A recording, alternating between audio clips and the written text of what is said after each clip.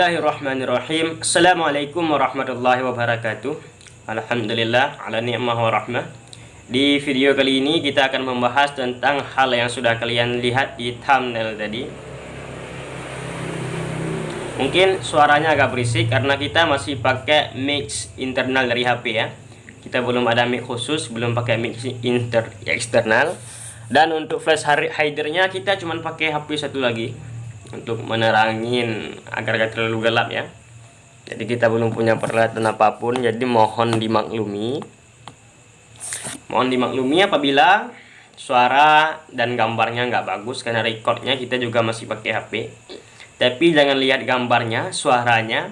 Tapi antum lihat apakah video ini bermanfaat, penyampaian yang bermanfaat bagi antum dan orang lain. Lihat yang itu saja. Karena insya Allah menurut saya pribadi ini video ini bermanfaat khususnya bagi orang-orang yang awam seperti. Nah, jadi di video ini seperti yang telah kita bilang tadi, kita akan membahas tentang iman. Pentingnya iman dalam kehidupan dan bagaimana sih seseorang itu dikatakan beriman. Jadi inilah videonya, tonton sampai habis, jangan di skip-skip biar antum tidak gagal paham ya. Jangan di skip-skip. Nah, inilah videonya, selamat menyaksikan, semoga bermanfaat. Jika antum suka dengan konten islami, silahkan subscribe channel ini. Karena insya Allah kedepannya kita akan membuat daurah fikah khususnya di bulan Ramadan ya. Daurah fikah mulai daripada metode wudhu yang sempurna, sholat, puasa, dan ibadah-ibadah, amaliyah-amaliyah lainnya yang merupakan kewajiban dan wajib kita ketahui. Banyak orang yang lahirnya dalam keadaan Islam. Apa alasannya? Karena ibunya, ayahnya adalah bagian daripada agama Islam. Sejak kecil mereka berada dalam lingkungan Islam. Berumur 6 tahun, masuk sekolah dasar. Sekolah dasarnya juga dipenuhi dengan orang-orang Islam. SMP, SMA hingga kuliah, remajanya, dewasanya, bahkan hingga matinya, dia berada dalam lingkungan Islam, KTP Islam, semuanya Islam. Tapi harus kita ketahui, syarat agar Islam ini sah, Islam ini kafah, Islam ini sempurna, ini didasari dengan adanya iman. Jadi tanpa adanya iman, Islam ini tidak ada gunanya. Siapapun boleh mengaku, saya Islam, saya Islam, saya Islam. Tapi perlu kita tanyakan, apakah antum beriman? Antum beriman terhadap rukun iman yang 6? Itu yang perlu kita tanyakan. Namun yang akan kita bahas kali ini bukanlah perihal Islam tersebut, melainkan iman. Karena setiap mukmin yang sudah mengucapkan kalimah La ilaha illallah Muhammad Rasulullah didasari dengan keyakinan di dalam hatinya, ini semua dikatakan orang muslim. Namun mereka tidak sepenuhnya bisa dikatakan orang mukmin. Kenapa? Inilah alasannya. Tonton baik-baik, perhatikan baik-baik biar antum tidak salah paham. Ikhwanul muslimin, la yadkhulul jannah, tidak akan masuk surga illa man kana fi qalbi, kecuali orang-orang yang di dalam hatinya imanan, ada secercah iman. Kalau antum mau masuk surga, hati antum mesti ada imannya. Itulah syarat pertama masuk surga, antum mesti beriman kepada Allah. Namun bagaimana yang dikatakan orang beriman tersebut? Karena siapapun bisa mengatakan saya beriman, saya beriman, saya beriman. Bukti keimanan antum ini apa? Ya, bukti keimanan antum apa? Karena kalau mengatakan saya beriman, semuanya bisa mengatakan. Bahkan dari semenjak 1000 tahun yang lalu sudah banyak yang mengatakan hal tersebut. Surat Al-Hujurat ayat 14 dalam Al-Quranul Karim, qalatil a'rabu amanna, sebagian orang Arab berkata kami telah beriman. Tapi apa tanda keimanan mereka? Al-Quran membantah, qul lam tu'minu, hai Muhammad katakan kepada mereka, mereka belum beriman. Padahal mereka mengaku apa? Qalatil a'rabu amanna, orang Arab itu mengaku kami beriman. Tapi keimanan mereka ditolak oleh Al-Quran. Allah tolak keimanan mereka sehingga turun ayat qul lam tu'minu, hai Muhammad katakan kepada mereka, mereka belum beriman. Walakin qulu aslamna, tapi berkatalah bahwa kami baru saja masuk Islam. Yadkhulul imanu fi qulubikum. Iman belum masuk dalam hati mereka. Mereka hanya masuk Islam saja, tapi dalam hati mereka ini masih ragu terhadap Islam. Jadinya mereka tidak sepenuhnya beriman. Makanya Al-Quran membantah hal yang mereka lakukan. Pengakuan mereka, ikrar mereka bahwa mereka telah beriman kepada Allah, ini Al-Quran membantahnya. Iman mereka tidak diakui oleh Allah Ta'ala. Dalam artiannya apa? Jika saat itu mereka mati, mereka tidak akan masuk surga. Kenapa? Mereka tidak ada iman. Tidak ada secercah iman dalam hatinya. Ingat yang saya katakan tadi, la yudkhilal jannah, tidak akan masuk surga illa man kana fi qalbihi imanan, kecuali orang-orang yang di dalam hatinya ada secercah iman. Maka siapapun bisa membuat pengakuan, tapi buktikan pengakuanmu itu. Jika kau memiliki iman, buktikan keimananmu itu kepada Allah. Dengan apa saya membuktikannya, Ustaz? Saya sudah mengaku saya seorang muslim, saya seorang mukmin, saya beriman kepada Allah, saya beriman kepada Rasulullah, saya beriman kepada kitab, malaikat dan lain sebagainya. Untuk pembuktiannya, apa yang harus saya lakukan? Itulah pertanyaannya. Itu pertanyaan kepada semua orang. Jadi berimannya atau tidak berimannya seseorang ditentukan dengan hal setelah ini, yakni ibadah. Kalimat iman di dalam Al-Quranul Karim selalu disandingkan dengan kalimat amal. Amal ini adalah ibadah. Ya ayyuhallazina amanu, hai orang-orang yang beriman. Kalimat iman khusus ya kepada orang yang beriman. Kutiba alaikumusiyam, laksanakan olehmu puasa. Puasa adalah amal ibadah di bulan Ramadan khususnya. Dan ada juga puasa-puasa lainnya di luar bulan Ramadan, yakni puasa-puasa sunat. Maka kalimat iman ini disandingkan dengan kalimat amal. Iman sebagai pengakuan dan amalnya sebagai pembuktian. Maka hari ini antum, jika antum merasa beriman kepada Allah, merasa beriman kepada Rasulullah, merasa beriman kepada kitab, merasa beriman kepada malaikat, lihat diri antum. Apakah antum melaksanakan apa yang Allah suruh? Apakah antum melaksanakan apa yang Rasulullah sunnahkan? Apakah antum mengikuti peraturan-peraturan yang tertera dalam Al-Quranul Karim? Jika antum tidak mengakui hal itu, antum tidak melakukan hal itu, maka ingatlah, keimanan antum itu hanya ada di lisan saja, tidak lebih. Lalu bagaimana orang yang dikatakan beriman? Surat Al-Hujurat ayat 15. Innamal mu'minuna allazina billahi wa rasulih. Sesungguhnya orang-orang beriman dengan Allah dan Rasulnya. Summa lam yartabu wajahidu fi sabilillah. Summa lam yartabu. Kemudian, apa kemudian? Mereka tidak ragu-ragu mereka. Wajahadu bi amwalihim. Dan mereka berjihad dengan harta-harta mereka. Wa anfusihim. Dan mereka berjihad dengan jiwa mereka, dengan tenaga mereka. Fi sabilillah, pada jalan Allah. Ulaika humus shadiqun. Itulah orang yang benar-benar beriman kepada Allah, orang yang benar-benar beriman kepada Rasulullah. Maka coba antum pikirkan diri antum sendiri. Apakah antum berjuang di jalan Allah? Mungkin perjuangan sekarang berbeda dengan perjuangan dulu. Tapi jika antum orang kaya, apakah dengan kekayaan antum membangun agama Allah?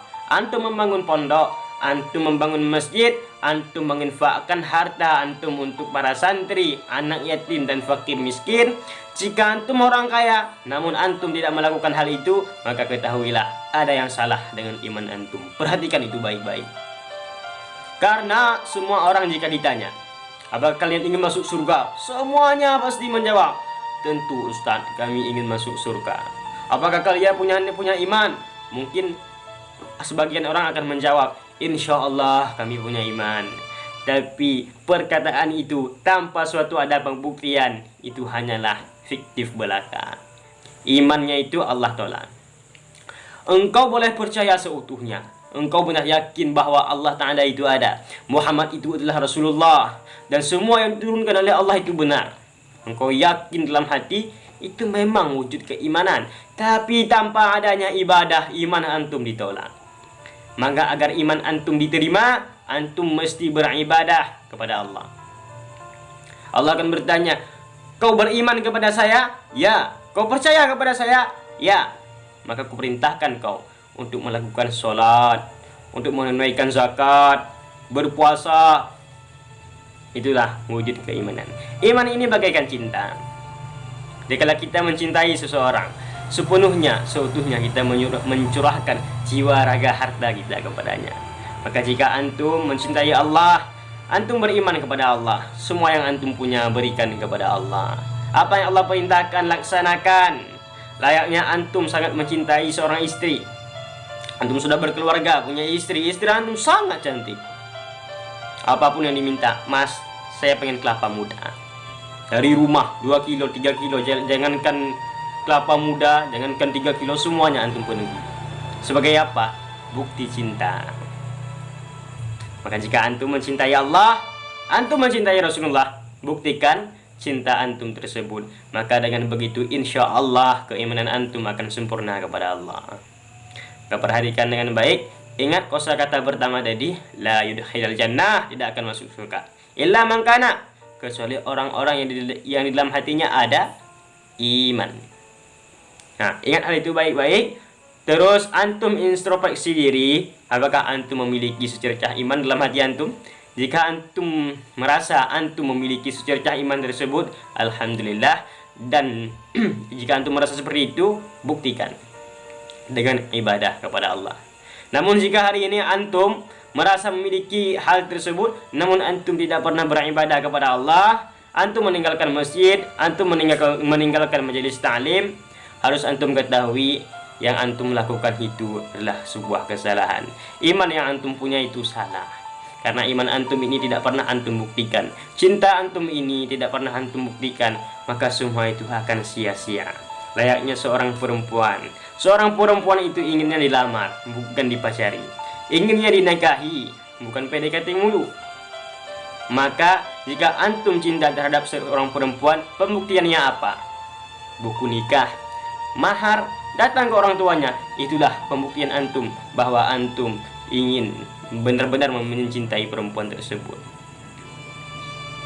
Layaknya terhadap Allah, begitu juga Rasulullah, begitu juga. Jika antum mencintai Allah, antum beriman kepada Allah, buktikan keimanan antum dengan beribadah, melakukan apa yang Allah perintahkan, dan menjauhi segala larangannya. Al-imanu fi sidri. Iman ini berada di dada, di hati. Dari hati menyebar ke kepala, menyebar ke tangan, menyebar ke kaki.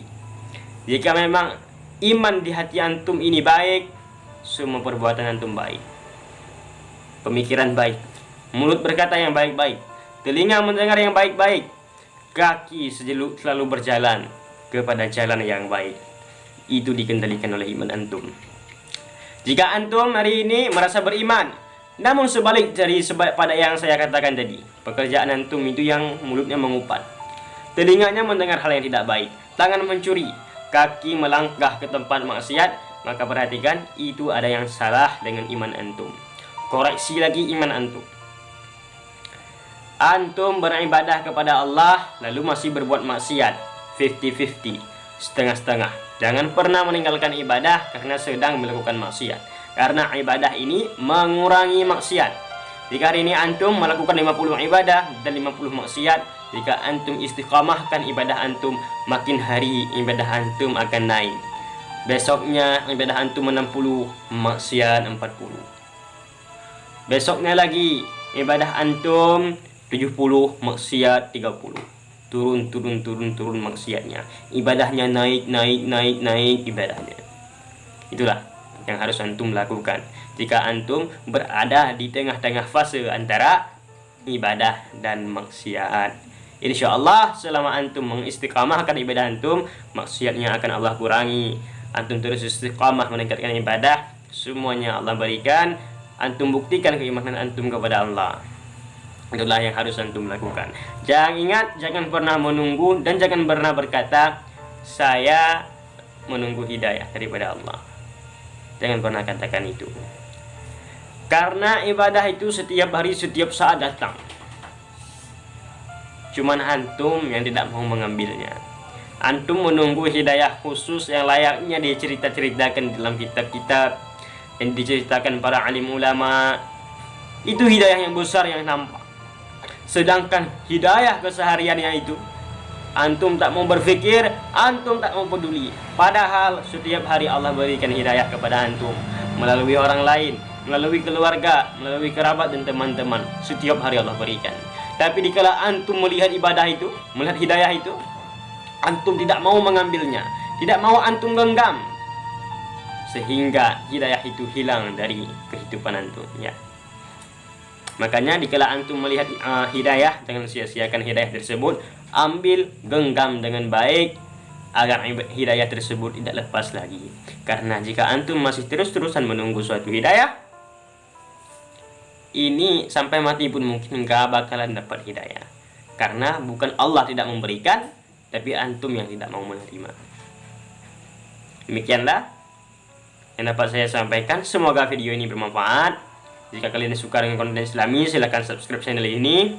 Jika kalian merasa video ini bermanfaat, walaupun pembahasannya sedikit tidak sesuai, maksudnya tidak beraturan, ke sana sekali, ke sini sekali, tapi jika antum merasa video ini masih bermanfaat, silahkan share ke teman-teman antum. Dan semoga teman-teman antum terhidayahi jika dengan antum share video ini jika mereka menonton. Dan ingat, bagi antum yang sudah menonton video ini, harus antum ingat jangan menunggu hidayah. Karena sebenarnya dikala antum menonton video ini, antum juga sedang diberikan hidayah oleh Allah. Hidayah apa? Merubah pola pikir. Yakni jangan menunggu hidayah, yakni mencari di mana letak hidayah untuk antum dalam kehidupan sehari-hari. Demikianlah, jangan lupa subscribe, like and share. Semoga bermanfaat. Assalamualaikum warahmatullahi wabarakatuh.